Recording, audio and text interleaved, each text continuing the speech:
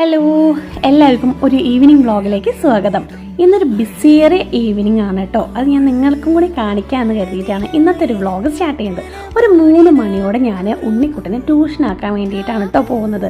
നമ്മുടെ നാട്ടും പ്രദേശത്ത് കൂടെ ട്രാഫിക്കൊന്നും ഇല്ലാണ്ടുള്ള ഒരു കുഞ്ഞു യാത്രയാണ് കേട്ടോ. അവിടെ നിന്ന് നേരെ ഞങ്ങൾ അമ്പലത്തേക്കാണ് കേട്ടോ വന്നത്. അവിടെ ഞങ്ങൾ നേരങ്ങളിൽ ഞായറാഴ്ച ദിവസങ്ങളിൽ പ്രാക്ടീസ് ചെയ്യാറുണ്ട് തിരുവാതിരയല്ല, കൈക്കൊട്ടിക്കളി. തിരുവാതിരയാണ് കേട്ടോ ആദ്യം സ്റ്റാർട്ട് ചെയ്തത്. അവിടെ വെച്ച് ഞങ്ങളൊരു കുഞ്ഞാമേനെ കണ്ടു കേട്ടോ. അത് ഭയങ്കര കൗതുകം തോന്നി. അമ്പലത്തിൻ്റെ മുകളിൽ ഇങ്ങനെ വന്ന് കയറി നിൽക്കാറില്ല. പിന്നെ അവിടെ കുഞ്ഞു കൃഷ്ണൻ്റെ ഒരു വിഗ്രഹമുണ്ട്. ഇവിടെ വന്നിട്ട് ഞങ്ങൾ ഡാൻസ് പ്രാക്ടീസും കാര്യങ്ങളാണ് കേട്ടോ. എല്ലാവരും തെറ്റിച്ച് കളിക്കെങ്കിലും അത് ഭയങ്കര ഒരു ചിരിയോടും തമാശക്കോടെയൊക്കെയാണ് കേട്ടോ ഞങ്ങളിങ്ങനെ പോവുക. ഒരു ഭയങ്കര റിലാക്സേഷനാണ് കേട്ടോ ഇങ്ങനെ ഫ്രണ്ട്സിൻ്റെ കൂടെ ഒത്തു നിൽക്കുന്നത്. പ്രാക്ടീസ് കഴിഞ്ഞ് നേരെ കുടുംബശ്രീയിലേക്കാണ് കേട്ടോ പോകുന്നത്. അവിടെ പോയിട്ട് പൈസ കൊടുക്കാനുണ്ട്, സൈൻ ചെയ്യാനൊക്കെ ഉണ്ട്. അപ്പോൾ ആ കാര്യങ്ങളെല്ലാം കഴിഞ്ഞതിന് ശേഷം നമ്മുടെ വീടിൻ്റെ അവിടെ അശ്വിനും ഫ്രണ്ട്സൊക്കെ ഉണ്ട് കേട്ടോ. അവരെ കൂടെ ഞാൻ ഷട്ടിൽ ബാറ്റ് കളിക്കാൻ വേണ്ടി നിന്നേ.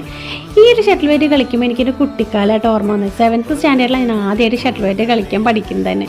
അതൊക്കെ ഞാൻ അവരുടെ അടുത്ത് ഷെയർ ചെയ്യുന്നത്. അശ്വിനാണ് കേട്ടോ എൻ്റെ കൂടെ കളിക്കുന്നത്. പ്രകൃതിയായ കളിക്ക് ശേഷം ഞാൻ വീട്ടിലേക്ക് മടങ്ങുകയാണ്. നന്നായിട്ട് ക്ഷീണിച്ചിട്ടുണ്ട്. വീട്ടിലെത്തിയപ്പോൾ അമ്മ രാമായണം വായിക്കുന്നുണ്ട്. അതൊന്ന് കേൾക്കാം.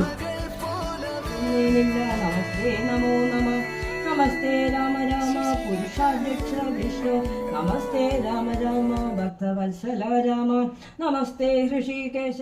ക്ഷീണിച്ചെത്തിയ ഞാൻ ഒരു ചായയിൽ അങ്ങണ്ട് ക്ഷീണം മാറ്റാമെന്ന് കരുതിയിട്ട് ഒരു കടുപ്പത്തിലൊരു ചായ വെക്കുകയാണ് കേട്ടോ. നിങ്ങൾക്ക് എങ്ങനെ ചായ കടുപ്പത്തിലാണോ അത് ലൈറ്റായിട്ടുള്ള ചായയാണോ? നിങ്ങൾ ചായ കുടിക്കാറുണ്ടോ? എനിക്ക് ഭയങ്കര ഇഷ്ടമാട്ടോ ചായ ഞാൻ കുടിക്കാനൊരു വലിയ കപ്പ് നിറയൊക്കെ ചായ കുടിക്കുക.